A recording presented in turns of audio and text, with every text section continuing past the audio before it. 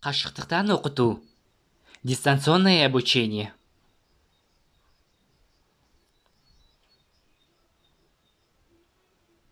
Сәлеметсіздер. Менің аты жөнім Мәди Сапарбайұлы.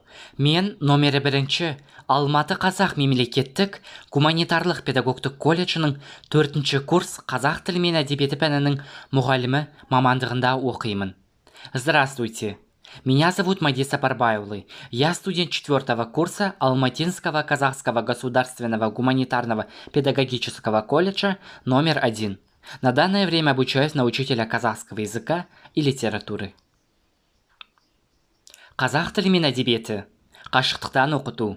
4-90. 5 сынып. Тақырыбы бір атаның балалары. Дистанционное обучение. 4 четверть. 5 класс. Тема нашего урока бір атаның балалары. Сабақ жоспары. Мұхтар Мағауин. Бір атаның балалары. Берілген сұрақты дұрыс түсініп, лайықты жауап беру. Шағын диалогке қатысу. Болымды және болымсыз етістіктерді ауызша және жазбаша жұмыстарда орынды қолдану. Бағалау критерийлері.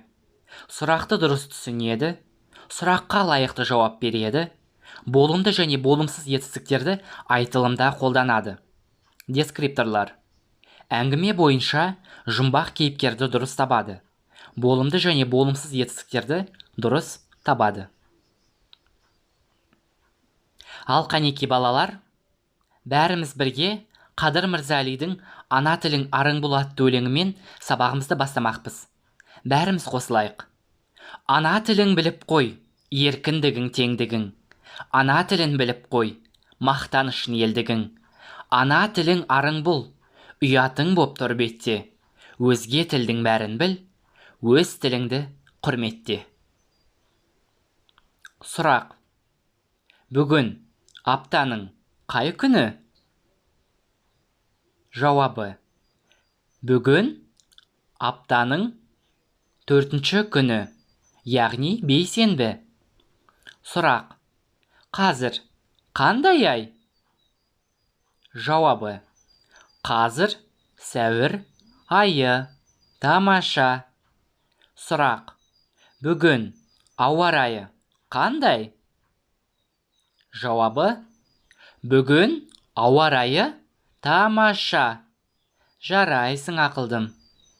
Келесі сұрақ, балалар, мұқият болайық. Сұрақ. Үйде неше адам бар? Жақсы, жауап бере ғой. Үйде 3 адам бар. Жақсы, олар кімдер? Олар мен, анам, әкем. Тамаша, жарайсың.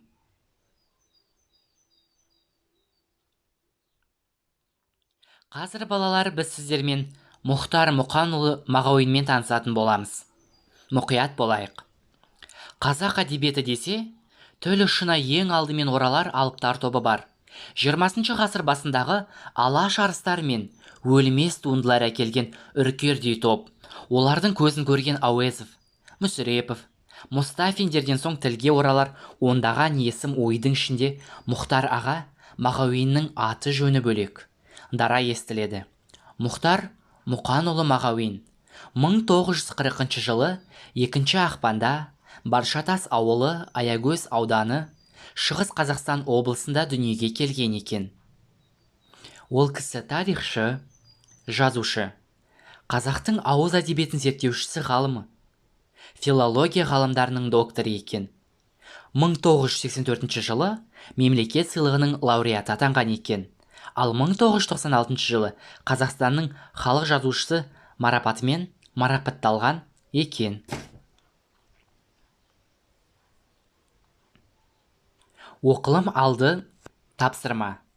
Жаңа сөздермен жұмыс.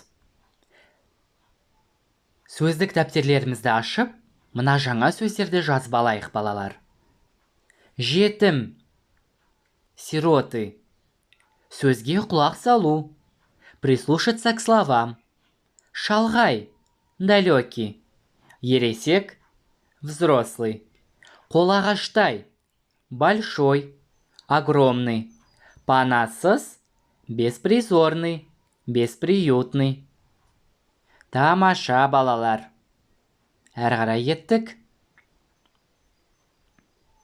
Үшінші тапсырма. Мәтінді тыңда. Оқы. Бір атаның балалары. Үзінді. Ал ағайын, тегіс жиналсаң сөзіме құлақ сал, деді басқарма. Өздерің білесің, мен жұмысшы әкелем деп кеттім. Үкімет біздің Бұлғыртау ауданының 9 қалқозына 54 бала жіберген екен. Жер аяғы шалғай. Мен барғанша ересектерін бөліп әкетіпті. Менің әкелгенім 6 ақ бала. Бәріңе жетпейді. Әзір қолда барын Құдай жолмен бөлем. Ал Дәуренбек, деді басқарма. Документіңді оқы. Балалардың мән жайын айт. Стройдың басында тұрғаны екеу қазақ балалары. Үлкені 8-де, кішісі 6-да. Мынаусы Ертай, анаусы Нартай. Екеу ағайынды. Бұлардан соңғы татар баласы. Аты Рашид, жасы 7-де. Көзі сығырайған жалпақ бет, тақыр басқара. Әйел бала. Қалмақ. Я дүнген. Жасы шамамен 6-да. Қасындағысының аты Яков. 9-да. Қолағаштай мұрнына қарағанда жойт тәрізді. Бірақ документте орыс деп жазылған. Қайдан кеп, қайдан тұрған белгісіз. Әрі мылқау. Ең соңындағы жаңа алдымен шыққан қасқа. Жасы оның 7-де. Сіздерден жасыратын несі бар? Тегі жаман. Неміз. Бұл баланың орны детдом емес еді. Әке шешеден бірде айырылып, панасыз қалған соң алынған екен. Өкіметтің кеңшілігі көп. Енді осы араға келіп тұрған жайы бар. Ахмет, шал балаларды жағалай басынан сипап өтті де, ең шетте тұрған неміс баласының қолынан ұстады. Мен осы мықтының өзін қаладым. Баламның атын айт. Зигфрид, Вольфганг, Вагнер. Қарық болдыңыз, деді Дәуренбек мырс күліп. Суреттер бойынша жұмыс. Көрсетілген суреттерге тақырып қой, дейді балалар. Жаңа ғана мен сіздермен бірге мәтінді оқыдым. Яғни осы суреттер оқып кеткен мәтінмен тікелей байланысты. Мына бірінші суретке қандай тақырып қойсақ болады екен? Бұл суретке біз жетім балалар деп айтсақ болады екен. Екінші суретке ата-анасынан айырылған жетім бала деп айтсақ болады. Ал үшінші суретте балалар жаңа ғана Нартай мен Ертай туралы оқыдық, я? Осыларды қойсақ болады екен тақырыбына. Ал мына төртінші суретіне балалар, біз қалай ойлайсыздар, қандай ат қойсақ болады? Дұрыс айтасыздар, жан-жақтан жиналған жетімдер. Тамаша. Айтылым. Мәтін мазмұны бойынша сұрақтарға ауызша жауап бер. Әңгіменің кейіпкерлері кімдер? Дәуренбек және жетім балалар. Тамаша. Басқарма ауылға неше бала келді? Дұрыс, 6 бала. Екі ағайынның аттары кімдер? Нартай мен Ертай. Тамаша. Балалардың ұлтын білесің бе? Кім айтқысы келеді балалардың ұлтын? Жақсы. Татар, орыс, қазақ, неміс және дұңған екен, е? Жарайсың, ақылдым. Мұқият оқыпсың. Болымды және болымсыз етістік. Іс-әрекеттің жүзеге асуы, аспауына қарай етістік болымды және болымсыз етістік болып екіге бөлінеді. Болымды етістік қимыл, іс-әрекеттің жүзеге асуын білдіреді. Мысалы, келді, жүрді, сөйледі, тағы басқа. Болымсыз етістік қимыл, іс-әрекеттің жүзеге аспауын білдіреді. Болымсыз етістіктің жасалуы. Болымсыз етістік негізгі немесе туынды түбір етістіктерге ма, ме, ба, бе, па, пе жұрнақтарының жалғануы арқылы жасалады екен. Мысалы, айт, па, қал, ма, ойна, ма, суар, ма, ассын, ба, тағы басқа екен, я балалар? ған, ген, қан, кен етістіктің есімше тұлғасы мен жоқ, емес сөздерінің тіркесуі арқылы жасалады екен. Мысалы, өшірген, жоқ, өшірген, емес, келген, жоқ, келген, емес, тағы басқа.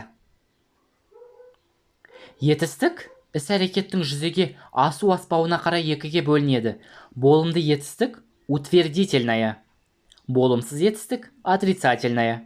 Болымды етістік іс-әрекеттің орындалғанын, яғни жүзеге асқанын білдіреді. Мысалы, оқы, жазды, айтқызды, орындады, сана, жүгір. Ал болымсыз етістік іс-әрекеттің орындалмағанын, яғни іске аспауын көрсетеді екен. Мысалы, оқымайды, айтпайды. Болымсыз етістік екі түрлі жолмен жасалады екен. Біріншісі синтетикалық тәсіл. Негізгі және туынды түбір етістікке ма, ме, ба, бе, па, пе жұрнақтары жалғану арқылы жақындама, жүгірме, сұранба, күрсінбе, алыстатпа, тездетпе, тағы басқа екен. Болымды және болымсыз жағы. Жүз, жүзбе, жаз, жазба, көл, көлме, бар, барма, төк, төкпе, тақ, тақпа. Татулық табылмас байлық деген мақалдың мағынасын тірек сөздермен көрсет. Кім айтқысы келеді, балалар? Татулық дегеніміз не? Жақсы, ауызбіршілік, жарайсың.